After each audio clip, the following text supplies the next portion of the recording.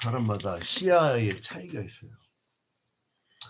높은 산에 올라가면요, 넓은 경치를 본 체험 있는 사람이 있고, 작은 언덕만 올라갔던 사람은 그 언덕만큼의 시야가 있어요. 이 세상을 같이 사는데도 어떤 사람은 거시경제학적인, 이 나라가 지금 이렇게 가면 흥한다, 망한다, 전체를 보는 눈이 있고, 어떤 사람은 그냥 그저 자기 월급 받는 것만 관심 있는 사람이고, 시각차죠. 근데 오늘 시편 45편 같은 경우는 시인이 얼마나 넓은 시야를 갖고 있냐면, 제가 어제도 우리가 매일 성경 한 장씩 통독 강의잖아요. 어제 시편 44편 볼 때 제가 말씀을 드렸듯이, 구약은 예표요, 그림자요, 신약은 실체라고 했잖아요. 실체. 그러니까 구약의 예표요, 그림자인 것은 다윗이고, 그 다윗이 하나의 그림자 역할을 했다면 그 실체로 나타나는 게 신약의 예수 그리스도지요. 그러니까 구약의 그 다윗이 그 메시아까지 되다 보는 것이고, 이게 시편 45편 특징입니다. 그런데 여기서 보면 충격적인 게, 다윗 때로부터 1000년 후에 올, 구약 히브리어 용어로는 메시아, 신약의 용어로는 크리스토스, 즉 헬라어로는 그 크리스토스인데 그리스도. 그 1000년 후에, 그때 기원전 1000년부터 그 예수께서 탄생하는 시점, 1000년 후에 오실 그 예수 그리스도의 왕권에 대해서 찬양을 하는 거예요. 그러니까 왕에게 하나님께 복을 주시기 때문에 왕이 원수들을 물리치고 승리를 얻으며 만민을 다스릴 거라고 증거하고 있어요. 그러니까 이 왕의 부귀와 영화는 세상의 열왕과 비교할 수 없을 정도로 크고, 그 권세가 영원하다고 얘기를 합니다. 그래서 이제 이 시인은 누군지 정확히 모르겠지만, 어쨌든 이것도 노래 가사죠. 이 시편 45편의 제목을 보면 고라자손의 마스길, 그러니까 레이지파의 고라자손 중에 마스길이라는 음악가가 이제 불렀던 것 같아요.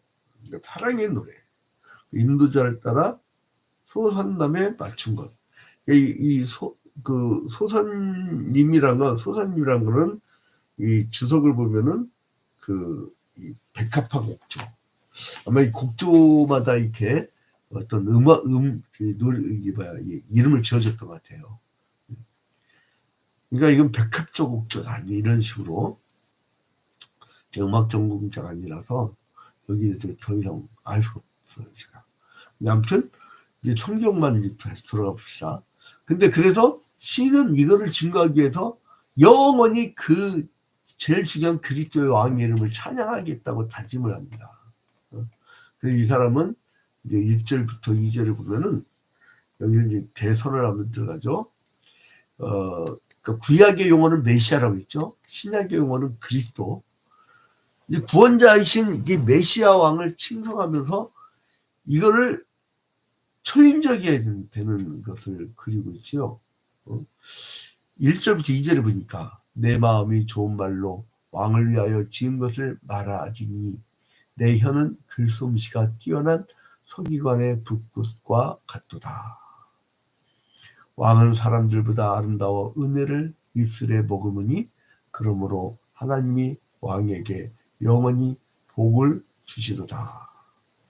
이 그리스도의 영광을 막 나타내는데, 그러니까 아까 그 소사님, 제목에 소사님이라고 했잖아요. 그러니까 여러분이 이 시편을 볼 때는요, 음악이 막 흘러나오고 가사가 붙은 거예요. 가사.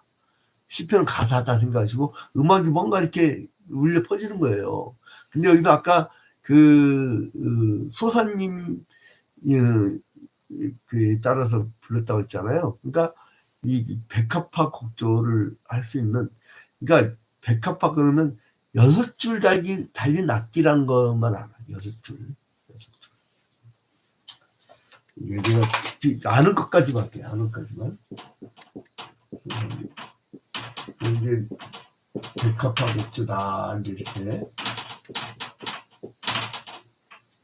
이제 이게 음악사를 좋아하는 사람들이 알지. 이거를 그 음악 공부할 때 이렇게 아는 것도 아니죠. 이거 6줄 달린 이 악기 6줄.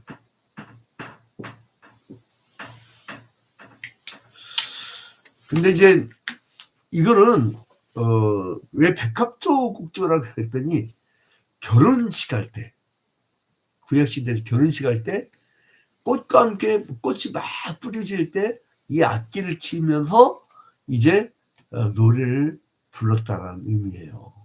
그러니까 이게 참 기가 막힌 게 시편 기자가 예수께서 그러니까 이 시편 기자로부터 1000년 후에 예수께서 오신 다음에 뭐라고 하셨어요? 나는 신랑이요 너희는 신부라고 했잖아요. 우리 뭐 신부래. 그러니까 결혼으로 얘기를 했단 말이에요. 마치 구약의 호세아 선지자가 그 하나님과 우리 관계를 혼인 관계로 얘기했듯이. 그런데 그래서 이 시편은 예수 그리스도와 그의 교회 사이에 존재하는 거룩한 사랑의 노래를 여기에다가 이렇게 반영을 한 거예요. 그러니까 이 14절 같은 데 보면요. 뭘 쓰냐면 수놓은 옷을 입은 그는 왕께로 인도함을 받으며 시종한 친구 처녀들도 왕께로 이끌려 갈 것이라. 그러니까 이제 이 신부들의 아마 그 친구들, 즉 동무들이 이제 이렇게 쫓아가면서 노래를 이렇게 불러줬겠죠. 네? 이제 그래서 막 부르는 그 장면이 얼마나 아름다우냐면 1절에 내 마음이 좋은 말로 왕을 위하여 친 것을 말하리니 내 혀는 글솜씨가 뛰어난 흑잉한의 불꽃과 같도다. 그러니까 뭔가 이게 뭘 이렇게 가수 썼는데 참 좋다는 얘기예요. 그리고 그 왕은 사람들보다 아름다워 은혜를 입술에 머금으니 그런 걸 하나님이 왕에게 영원히 복을 주시도다. 그 이스라엘의 이제 왕정 국가의 최고의 권위를 부여받은 통치자가 왕이잖아요. 지금 근대 국가의 대통령과 다릅니다. 근데 그 대통령은 그냥 행정부의 수반일 뿐이야. 사법부, 입법부의 수장이 있잖아요. 그 원래는 사법부의 수장을 꼼짝 못해야 돼요. 무서워야 돼. 그래서 이제 이 행정부 수반이 사법부가 다 정하게 버리면 큰일 납니다. 이게 왕정 시대에 돌아간 거죠. 근데 아무튼 왕은 근데 그때는 최고의 통치를 했단 말이에요. 근데 그래서 이 신약 시대에 이 그리스도를 얘기할 때는 하나님부터 기름 부음을 받아 세워졌기 때문에 절대적인 통치력을 갖고 있었죠. 자, 근데 이분은 누구냐? 3절부터 5절을 보니까요. 이 왕은 전쟁에 능한 자래요. 그걸 홀로 싸운다는 거예요. 그러니까 산단을 무찔러서 승리하실 예수 그리스도를 비유하고 있는 거예요. 구약에서 미리. 그러니까 메시아이신 왕은 진리와 온유와 공의를 위하여 싸운다고 하잖아요. 그래서 그는 반듯한 것 때문에 싸운다. 그래서 그 세상 사람들 다 자기가 정의래. 우크라이나 가보고 러시아 가보면 지들이 다 정의래. 양쪽 다. 개낀도 낀인데. 근데 지금 뭐 팔레스타인은 좀 달라. 이스라엘 네타냐후는 진짜 그건 아주 복선 인간이더만. 그냥 그 가자지구를 2m 높이로 에어 쓴 다음에 사람들 못 나간다고 거기다 계속 뒤집다 세종시만 한다며요. 뒤집다 폭격을 했는데 그게 다 무너졌는데도 사람들 굶어 죽어가고 있대 지금. 그게 사람입니까 그게? 예수님 십자가 못 봐가지고 난 또 집동산 운동하다 깜짝 놀랐네. 평생 교회 한 번도 안 다닌 사람들이 기독교인이 나쁘다. 왜냐 했더니 저기 막 이스라엘이 팔레스타인 폭격하는 거 보니까 그게 사람이냐. 교회 다니는 사람들이 다 그렇게 해서 아니, 그거는 유대교라고, 유대교. 예수님 십자가 못 박아주신 유대교고, 우린 그리스도교고, 다릅니다. 했더니, 아, 그러냐고. 근데 왜 그러냐 했더니, 기독교 방송 자기도 자기 부인이 교회 다녔는데, 목사님들 그렇게 설교했다는 거야. 마치 이스라엘 선인 것처럼. 그래, 그런 또라이 목사들이 왜 이렇게 많냐고, 그래서. 아, 진짠가 봐요. 나 그거 한번 분석을 해봐야겠어. 있으면 내가 고발기에 써버리든가. 그 큰 문제입니다, 신학적으로. 유대교하고 그리스도교는 완전히 다른 세계입니다. 완전히 다른. 그 구약의 이스라엘이라는 혈통적 이스라엘이지만 신약의 이스라엘은 영적 이스라엘이에요. 그러니까 아무튼 이 그리스도를 찬양하면서 이제 그래서 그 왕권은 영원하시다. 그래요. 아, 6절 보면 얼마나 멋있어요. 하나님이여 그의 보좌는 영원하며 그의 나라의 기운은 공평한 주이이다. 이 보좌는요, 원래 하나님께서 앉으신 의자를 가리키는데 성경에서는 하나님의 권력, 왕권을 가리키죠. 홀은 뭐예요? 홀은 이렇게 왕이 쥐고 있는 거죠. 규라고도 하고 홀이라고도 하고. 그 왕이 그 쥐고 있는 지팡이인데 그게 왕권을 내요. 그럼 그 모습이 어떻게 되는지 몰라요. 제가 2004년도에 그 이만누엘 칸트의 순수이성 비판을 완독을 했는데, 근데 독일어 원서하고 이렇게 대지해가면서 이제 할 수 없이 배운 거죠. 기독교 철학 전공하면서 이제 이제 순수이성 비판에서 이만누엘 칸트가 그래요. 뭐라냐면 사람은 우주의 기원이라든가 우주가 무한하냐 유한하냐 아니면 신이 있냐 없냐 뭐 이런 영역까지 인간은 알 수가 없다.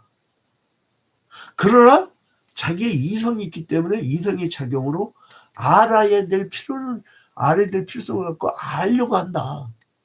그렇기 때문에 인간은 괴로운 거다. 그러기 때문에 인간은 괴로운 거다. 알 수는 없는데 알 수도 없고 근데 알려고 한다. 그래 인간의 괴로움이 거기서 있다. 그래서 자기가 알려고 하는 그런 어떤 여러분 우리가 그러니까 사과를 비유를 들자고 칸트가 사과를 볼 때 빨갛습니까? 빨갛다고 보죠 여러분들. 사과가 빨갛냐고. 내가 빨갛다라고 보니까 빨간 거라는 거예요. 그 대상이 어떤지 보는 거예요. 그러니까 이게 그걸 선언적 대상이라고 하지만 선언적 대상. 근데 내 이성이 그걸 보고 있는 것을 그거를 내 이성이 보고 있다라고 하는 것을 보고 있는 이성. 내가 그 선언적 대상을 보고 있다는 것을 보고 있다고 생각하는 그것을 내 생각을 보고 있는 이성. 그걸 메타 이성이나 초월적 이성이라고 그렇게 표현하는데 이제 거기까지만 더 깊이 들어가면 여러분 이제 돌아버려요. 거기까지만 하고 근데 이제 아무튼 여기서 보면 6절에 이사야 10편 45편 그 6절에 하나님여 주의 보좌는 영원하며 우리가 알 수 없는 주의 그 영원성이잖아요. 근데 우리는 또 알려고 그래. 성경을 통해서. 그러니까 우리는 괴로워 사실은. 양 목사가 그러니까 여러분 이단 사회부교주들은요 특징이 뭐냐면 정확하게 봤다고 그래. 그 사람에 대한 우월성을 가지려고 그래. 여러분 이게 그 무속인들 보면은 이 세상 사람들 세속 사람들보다 지가 월등한 능력을 갖고 있는 것으로 가스라이팅을 합니다. 믿게 만들어요. 근데 어떤 능력자라도요 하나님의 그 세계를 지가 아냐고 모르는데 알려고 하는 그 괴로움 속에 사는 바울 사도가 얘기했던 오란한 공관자로다. 그 겸손함이 있어야 돼요. 근데 아무튼 그 왕권은 영원하다고 해요. 그래서 7절에 보니까 그는 영원하신 통치자로서 정의를 사랑하고 악을 명하신다는 거예요. 그래서 이제 8절로 넘어가 보면 왕의 모든 옷은 몰약과 침량과 육계의 향기가 있으며 상하궁에서 나오는 현악은 왕을 즐겁게 하도다. 그러니까 그와 함께 진리와 공의 편에 서 있는 자는 승리하며 영생한다는 거예요. 그 메시아 왕은 영적 향기 곧 복음을 가지고 신자들에게 영생을 준다는 거예요. 그리고 이제 몰약 이 그거를 막 그 몰약과 침량과 육계의 향기가 있으며, 이 몰약은 아람에서 서식한 남에서 얻은 액체인데요. 여성이 향수나 그 이제 그 시체다 뿌렸었죠. 예수님한테 그 주셨던 그 몰약. 이제 시신의 방부제로도 사용됐던 거예요. 왕의 모든 옷은 물과 침량과 육계의 향기가 있으면 막 향기가 느껴지잖아요. 상하국에서 나오는 현악은 왕을 즐겁게 하도다. 좀 빠른 속도로 이야기하겠습니다. 9절부터 11절에 보니까 그래서 신자들은 그리스도의 신과 같기 때문에 그들은 이제 그리스도에게로 간다는 거예요. 그래서 이 세상과 인연을 끊어야 된다는 겁니다. 그리고 이제 12절부터 13절에 보니까 그래서 그런 사람들은 그리스도에게 은혜를 구한다는 거예요. 그 14절로 가면은 이제 그리스도의 신분은 다른 많은 사람들을 그리스도에게로 인도한다는 거예요. 막 은혜가 넘친 사람은 저 사람 은혜 있다 없다면요, 어떤 생명을 막 인도하려고 같은 운동을 하더라도요. 저는 교회를 개척해 본 목사였기 때문에 어디 부임한 갖춰진 것보다는 사람을 만나면 어떻게든 그 사람을 그리스도인으로 만들려고 그래요. 어떻게든 교회를 만들려고. 그래서 드디어 그저께는 운동 올라간 지 1년 만에 그 일자산에서 주일 예배를 했다는 거예요. 내가 교회 오라고 했더니 사람들이 저쪽에서 온 사람들 안 넘어도만, 강동에서 넘어온 사람들 안 나와. 그래서 내가 그랬죠. 교회당으로 안 오면 교회가 배달 가겠습니다. 그래서 내가 교회가 배달 나갔어. 주일 예배를 해서 큰일 났어. 이제 3시 반만 거의 예배 시작했습니다. 계속 가야 되는데. 자, 이제 아무튼 그 14절에 보니까 순옷은 옷을 입은 그는 왕께로 인도함을 받으며 시종한 신구 천녀들도 왕께로 이끌려 갈 것이라. 그리스도의 신분은 다른 사람들을 막 그리스도께로 인도한다는 거예요. 막 인도하고 싶어 미치는 거예요. 자, 그래서 15절부터 17절을 보니까 이제 영원히 그를 찬양하라. 자, 그럼 여러분 이렇게 막 인도를 하면 뭐가 있냐면요, 기쁨이 넘쳐요. 인생이 달라져요. 15절 봐봐요. 그들은 기쁨과 즐거움으로 인도함을 받고 왕국에 들어가리로다. 한 영혼을요, 내가 교회를 이끌거나 그 복음을 배웠을 때, 나 그저께요, 짧은 5분 그 일자선 주일 예배였지만, 산상 예배였지만, 나 막 찬양하다 울 뻔했어요. 너무 기뻐. 저 어린애 같은 청년들 아무것도 몰라. 평생 가도 교회를 안 다닌 사람이 3분의 2였어. 근데 막 그들이 찬송을 부르는데 못 따라하지. 그러니까 내가 목청하는데 막 너무 강제스러워서 기쁨이 넘치더라니까, 여러분. 기쁨이 넘쳐요. 막 새 생명을 인도하고 그러면 기쁨이 넘쳐, 기쁨이. 그것을 맛보는 여러분이 되시길 주님의 이름으로 축원드립니다. 이 시편의 표지가 뭐였어요? 아까 사랑이 노래했잖아요. 그러니까 국왕의 그 혼례를 이제는 노래하는 것인데, 여기에서 보면은 그 칼빈은 뭐라 하냐면, 이게 아마 솔로몬 왕의 결혼을 염두에 둔 것이 아닌가, 그렇게 얘기를 해요, 칼빈은. 그러면 2권이 42편부터 72편까지인데 다윗과 고라의 노래가 대부분이잖아요. 근데 다윗의 아들 솔로몬이란 말이죠. 그럼 아직 태어나기도 전이에요. 그러면 뭐냐면 이 2권에서 45편만큼은 다윗이 아니라 혹시 그 더 뒤가 아닌가라는 칼빈의 그 설이 있는데, 설은 세게 하면 썰입니다. 나도 정확히 모르겠어요. 저자 좀 누가 아는 사람 있으면 나한테 알려줘봐요. 아무리 연구해도 모르겠어. 어제 하루 종일 고민했어요. 아무튼 간에 이 중요한 건 아무튼 왕이 결혼했다는 거야, 이게. 그리고 또 중요한 건 다윗 계통이란 거야. 그러니까 다윗이 예수를 예표하는 상징적인 왕이었잖아요.